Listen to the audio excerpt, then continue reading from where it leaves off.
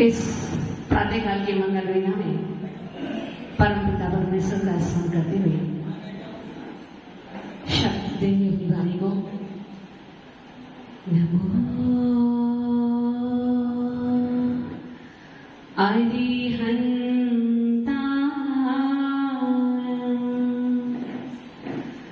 नमो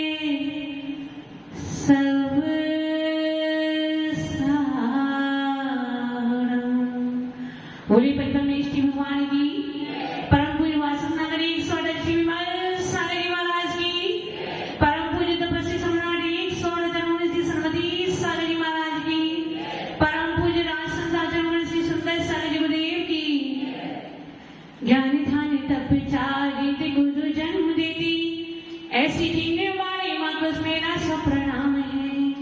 ज्ञान ध्यान तप चारित गुरु जन्म देती ऐसी जीने वाली माँ को मेरा सब प्रणाम है।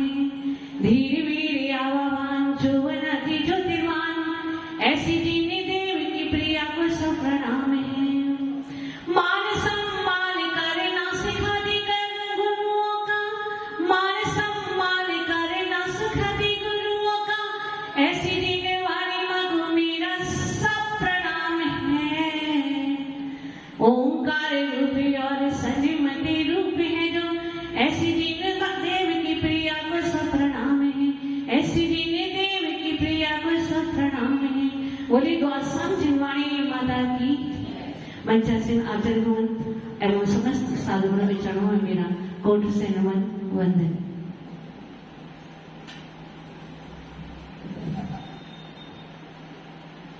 एक व्यक्ति जो नशीली वस्तुओं का सेवन करता है वह जानता है कि नशा उसके जीवन को बर्बाद कर देगा, उसके अंगों पांगों को खराब कर देगा, सड़ा देगा, गला देगा, लेकिन फिर भी वह शराब पीना नहीं छोड़ पाता। वह नशे की अपनी आदत को बदल नहीं पाता। आजकल की हमारी युवा पीढ़ी क्या खाते हैं? बर्गर, पिज्जा, चाउमीन सब खाते हैं और वो जानते हैं कि ये जो फास्ट फूड है कैसा है? जंक फूड है। जंक जो हमारे स्वास्थ्य को भी जंक लगाता है और हमारे मन को भी जंक लगाता है। क्यों? क्योंकि कहते हैं ना, स्वस्थ शरीर में भी स्वस्थ मस्तिष्क निवास करता है। जानते हैं कि हमारे तन को भी खराब कर रहा है, मन को भी खराब कर रहा है, लेकिन फिर भी उसके प्रति अपनी लालसा को कम नहीं कर पाते हैं। क्या चाहिए खाने में? तो वही चाहिए। हम सब कर्म सिद्धांत सुन रहे हैं, जान रहे हैं कि यदि हम कसाय करेंगे तो ये कसाय हमें अनंत संसार का अनुभव कराने वाले हैं, अनंत काल तक संसार में भटकाने वाले हैं, अनंत संसार के दुखों को प्रदान करने वाले हैं। लेकिन फिर भी क्या हम अपनी कसायों की मंदता पर ध्यान दे रहे हैं? क्या हम ये प्रयास कर रहे हैं कि जो हमारी कसायों का आवेग है वह कम हो? नहीं। क्यों? जानते तो हैं, फिर मानना क्यों नहीं चाहते? सब जान रहे हैं कि कसाय करने से, क्रोध करने से संसार बढ़ता है, तो क्रोध छूट जाना चाहिए, लेकिन ऐसा नहीं होता। पांचों इंद्रियों के विषयों में जो हमारी आसक्ति पड़ी है, जो हमारा लगाव है, जो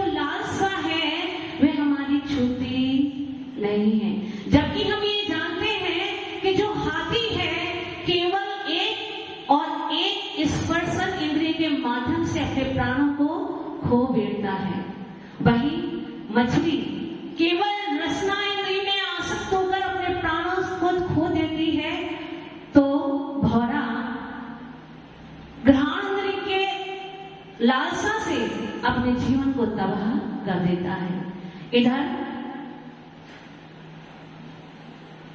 पतंगा क्या करता है? वह चक्षु इंद्रिय के वशीभूत होकर अपने प्राणों को दे देता है।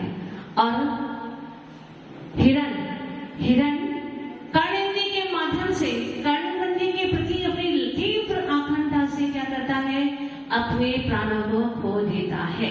तो हम जो पंचेंद्रिय प्राणी हैं, जिनको एक ईश्वरीय सौगात मिली है, जिनको वो शक्ति मिली है जिसे कहते हैं मन की शक्ति, जिसके माध्यम से हम ये विचार कर सकते हैं क्या हमारे करने योग्य है और क्या हमारे करने योग्य नहीं है, क्या हमारे लिए हितकारी है, क्या हमारे लिए अहितकारी है।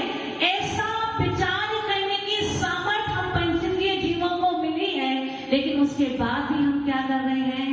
वही सब कर रहे हैं जो हमें नहीं करना चाहिए, जिनसे हमारा जीवन बर्बाद हो रहा है, जिनसे हमारा तन भी खराब हो रहा है, मन भी खराब हो रहा है, और हम अनंत संसार के दुखों को भोग रहे हैं। संसार के दुखों से बचना तो चाहते हैं, लेकिन बच नहीं पा रहे हैं। क्यों? क्योंकि हमारी आसक्ति, हमारी अभिप्सा, हमारी लालसा छूटती नहीं है।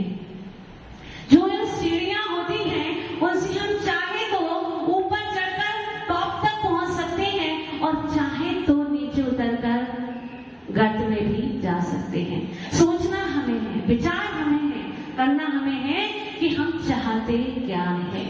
अपने मन से शांति से शांत होकर के बैठें और पूछें कि हम चाहते क्या है। क्या वास्तव में हम सुख चाहते हैं या सिर्फ हम कहते हैं? यदि हमें सुख की कांक्षा है, अभिलाषा है, तो हम सुख की प्राप्ति के लिए क्यों प्रयत्न नहीं करते हैं? क्यों इन पांचों इंद्रियों के सेवक बनकर रह रहे हैं? जिन इंद्रियों को कर्म तो क्या है? पुद्गल है। कर्म पुद्गल है और जीव चेतन है। यदि जीव चाहे तो एक पुद्गल को परास्त करके मोक्ष को प्राप्त कर सकता है। जिनको हमें गुलाम बनाना चाहिए, हम स्वयं उनके गुलाम बनकर बैठे हैं। हमें विचार करना पड़ेगा, चिंतन करना पड़ेगा कि वास्तव में हमें क्या करना है। देखिए, जो कमल होता है वो किस में खिलता है? कीचड़ में खिलता है। कमल कीचड़ में खिलता है, फिर भी उससे अलग रहता है। यदि वो कीचड़ कमल के ऊपर आ जाए तो क्या होगा? उसका अस्तित्व समाप्त हो जाएगा। हम जानते हैं कि मट्ठे में छाछ है, यदि उसको सही से पिलाया नहीं तो क्या होगा? तो क्या मक्खन ऊपर आएगा? नहीं आएगा। यदि हमें मक्खन प्राप्त करना है तो क्या करना होगा? उस मट्ठे को ठीक से भिगोना पड़ेगा। यदि हमने उसका विलोवन ठीक से नहीं किया तो मक्खन उसमें होते हुए भी वो मक्खन ऊपर नहीं आ सकता है ना? हम सब जानते हैं ये सब बातें, लेकिन फिर भी अमल नहीं है। क्यों? क्योंकि हम ऐसा अभी तक जान नहीं पाए हैं कि ये सब जो हमारे साथ में हो रहा है वे क्यों हो रहा है। यदि हमें इन सब से पार जाना है तो क्या करना पड़ेगा?